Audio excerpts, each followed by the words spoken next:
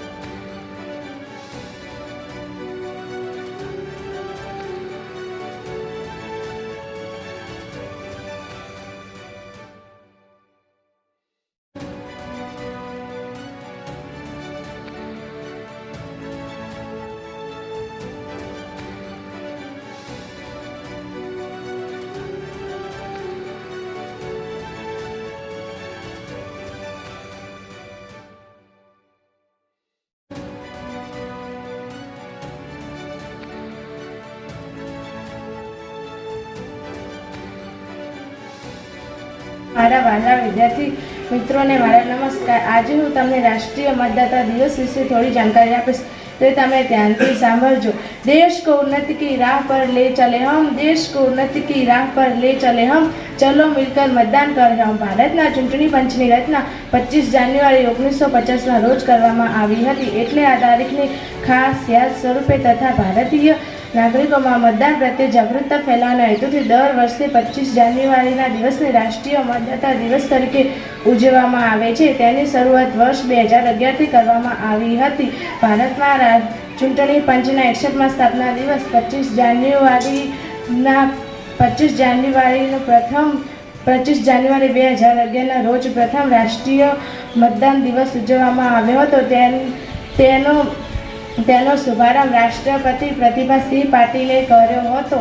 તે દિવસે નાગરિકોને પોતાની ફરજો વિશે યાદ કરાવવામાં આવે છે અને કહેવામાં આવે છે કે તેમની ફરજો વિશે યાદ કરાવવામાં આવે છે. કોઈ પણ લોકશાહીનું ગૌરવ મૂળભૂત રીતે તેની ચૂંટણી પ્રક્રિયા પર આધાર રાખે છે અને કહેવામાં આવે છે કે તેમનો એક મત પણ દેશના હિતમાં નિર્ણાયક સાબિત થઈ શકે છે. આ દિવસે અનેક કાર્યક્રમોનું આયોજન કરવામાં આવે છે. ચૂંટણી પ્રક્રિયામાં સારી કામગીરી કરનારા કર્મચારીઓ અને અધિકારીઓને આ દિવસે સન્માનિત કરવામાં આવે છે. આ દિવસે વક્તવ્ય સ્પર્ધા, લેખન સ્પર્ધા, મતદાર ઓળખપત્ર વિતરણ વગેરે જેવા કાર્યક્રમોનું આયોજન કરવામાં આવે છે. આ દિવસે મતદારોને મતદાન કરવા માટેની શપથ પણ લેવડાવવામાં આવે છે. તે માટે દેશના નાગરિકો, દેશના મતદાર યાદી ગામમાંથી પધારેલા ગ્રામજનો, આપણા સેક્ટર ઓફિસરશ્રીઓ, બીએલઓશ્રીઓ, શાળા પરિવાર, શાળા સ્ટાફ, વાલા બાળકો અને પત્રકાર મિત્રો, 25મી જાન્યુઆરીનો દિવસ એટલે જેમ દીકરીએ કહ્યું એમ કે રાષ્ટ્રીય મતદાતા દિવસ તરીકે ઉજવવામાં આવે છે. આપણો ભારત દેશ એ સૌથી મોટી લોકશાહી ટપથી ચાલતો દેશ છે અને એ લોકશાહી તમે દેશને ચલાવવો એ એક બહુ મોટો પડકારરૂપ અને અઘરી પરિસ્થિતિવાળો દેશ છે આપણો.